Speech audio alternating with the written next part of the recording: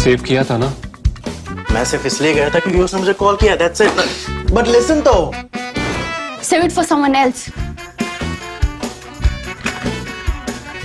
जिंदगी में सेव करना जरूरी है, मगर जब बात पैसों की हो, सिर्फ सेविंग से काम नहीं चलेगा। इक्विटी म्यूचुअल फंड्स में इन्वेस्ट कीजिए और अपने सेविंग्स को आगे बढ़ने का मौका दीजिए। Mutual fund investments are subject to market risks. Read all scheme-related documents carefully.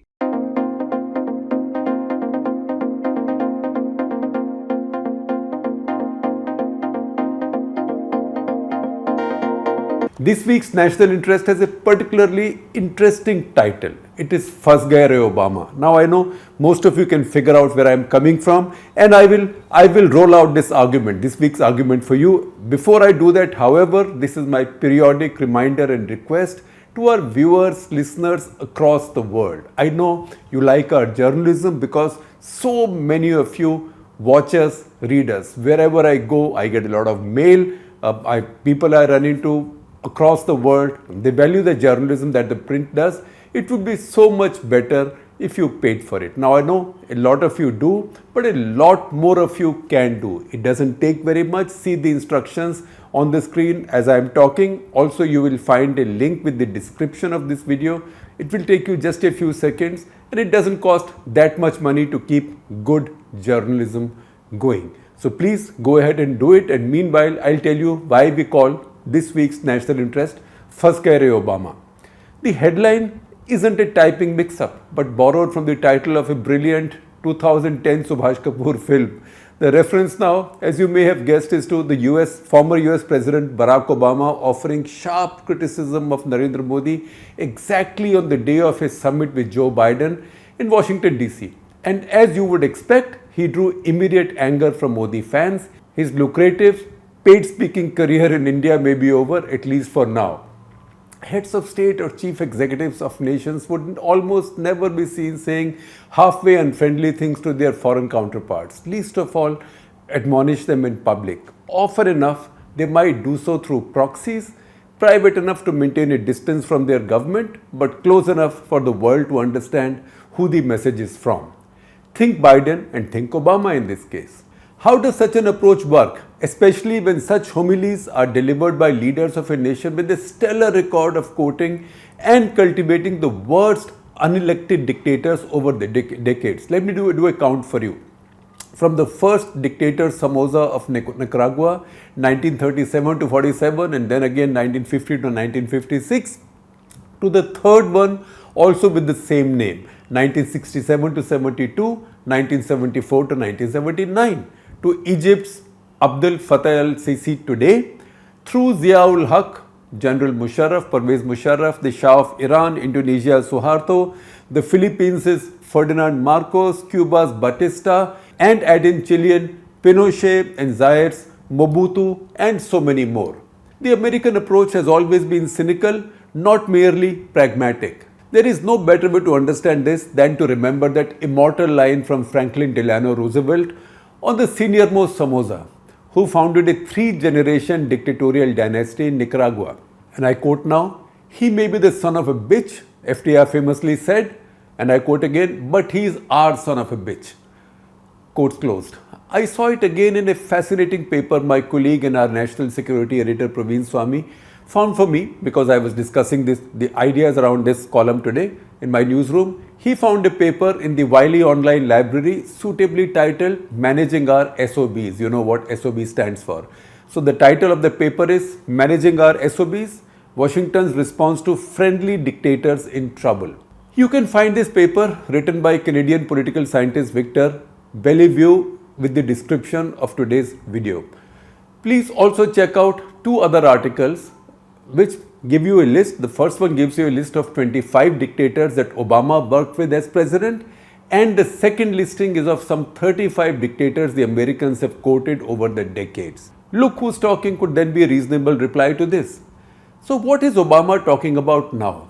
In the run-up to the summit, at least 70 US senators and Congress members had jointly written to Biden asking him to raise with Modi the issues of the treatment of minorities, mostly Muslims, civil society and media in India. At his short joint press conference, Biden did not deny having done so. But packed it in platitudes, shared values, common democratic DNA, etc. The joint statement issued after the meeting also made similar anodyne mentions. The headline, however, had come just before the bilateral began. In a strategically timed interview with Christiane Amanpour on CNN, former President Barack Obama was asked pointed questions on how he and other US presidents would deal with authoritarian rulers or an illiberal Democrat like Modi, quote unquote, who also happened to be allies. This context set, he was specifically asked how he would advise Biden to deal with similar issues in his talks with Modi. Admitting that not everybody he dealt with as an American ally was running their government in an ideal democratic way, he gave the justification of the larger national interest, national security, for example, he said, and climate change, such as the Paris Accords, where he said he interacted with both Xi Jinping and Narendra Modi. Finally, on what he would advise Biden to tell Modi, he said first that when Biden meets Modi, and I quote him now, the protection of the Muslim minority in a majority Hindu India is something worth mentioning, quotes closed. Then he elaborated somewhat crudely, and I deliberately use the word crudely, not casually or rudely. He said somewhat crudely, and I quote again, if you do not protect the rights of ethnic minorities in India, there is strong possibility that India at some point starts pulling apart. That would be contrary to the interests of not just of Muslim India but also of Hindu India. So why did I prefer the description or adjective crude? First of all, because he used the description ethnic minorities for Hindus and Muslims. This is about faith, not about ethnicity. And second, because he went on to say Muslim India and Hindu India as if he's talking about the India of 1947 going through partition riots. I cannot claim any insights here. I'm only guessing. But it is possible to add 2 and 2. The Democrats, especially the Biden administration, wanted to deliver a sharper message to Modi than would be possible in a formal summit setting. So why not get the most prominent Democrat in decades to deliver it? Remember also that Biden served as vice president in the 2 Obama administrations. Several important questions arise here. First, is the health of India's democracy in perfect shape? The answer at its mildest would be, could be better, or name a time when any democracy was perfect. The second, can the Americans, given their own, as I described, stellar record of cohabiting with the worst dictatorships in the past 8 decades, be lecturing others? Can they be lecturing others on the quality of their democracy? Where does that moral authority come from? And third, why would the recipient of such a lecture bother? As senior members of the Modi government have often done, and the Ministry of External Affairs has noted formally, occasionally, the treatment of minorities in the US is also far from perfect. We have pretty much answered the first 2 questions already in the earlier discussion. The third needs a little bit more of elaboration. One big difference between a garden variety dictator and an illiberal elected one is that criticism means nothing to the former but usually greatly bothers the latter. Even in that case, not always. Viktor Orban of Hungary and Erdogan of Turkey are both US allies by virtue of being NATO members. In fact, that makes them treaty-bound allies of the US. The first is fully an elected dictator.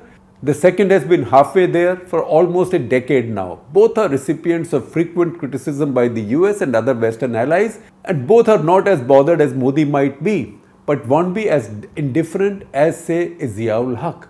We use that example, Ziaul Haq's example, over the many tougher dictators only because we are so much more familiar with him. He deposed, jails and executed his predecessor to impose martial law.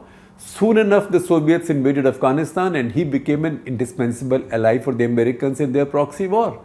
It is important to record his first response when the US President Jimmy Carter, who offered $40 crore, $400 billion, $40 crore in return for Zia's support for the secret war in Afghanistan. Peanuts, said Zia with scorn. Of course, for those who might not remember, he was directly mocking Carter, a peanut farmer from Georgia. We know what followed. Rather than take umbrage, the US opened the purse strings wider, pouring in the billions at the F-16s and looking the other way as the Pakistanis completed their nuclear weapons project. Just over a decade after Zia's death, fittingly in a US gifted C-130, rude thing to say but I'm saying it, the new dictator, General Musharraf, rose to the same status, being hailed as a stalwart ally by the Bush administration after 9/11. If anybody lectured Musharraf on the quality of his quote-unquote democracy, we didn't hear very much about it. 3 short points arise from this, 3 short points. Number 1, whatever their moral pretenses, nations act in what they see as their national interest. We've listed so many examples for America. Check out Indian neutrality on Cambodia with its genocide, the Soviet invasion of Afghanistan, and now with the military junta in Myanmar. Moral issues are always subservient to the larger national interest. Number 2, friendly nations, or translated as those with shared strategic interests, can admonish each other directly or indirectly, but will never push the issue hard enough to ruin their relationship. Often, some of this so-called tough talk will be needed to satisfy their domestic constituencies, as seems the case with the US Democrats now. And third, while an elected leader, particularly one with the popularity of Narendra Modi, can't be as indifferent to such criticism as regular dictators, it won't persuade him to change the politics that's working for him. In conclusion, therefore, facts, arguments and counter-arguments apart, any democratic nation and society will have to work on preserving and enhancing and protecting its democracy by itself, especially one as large as India. It is impossible for any foreign power to subvert it. Equally, no foreign voices, however influential, whether of serving or former US presidents, can improve or protect it. Interventions like Obama's are good for no more than a day's excitement, besides indeed satisfying a domestic constituency for the Democrats back home in America.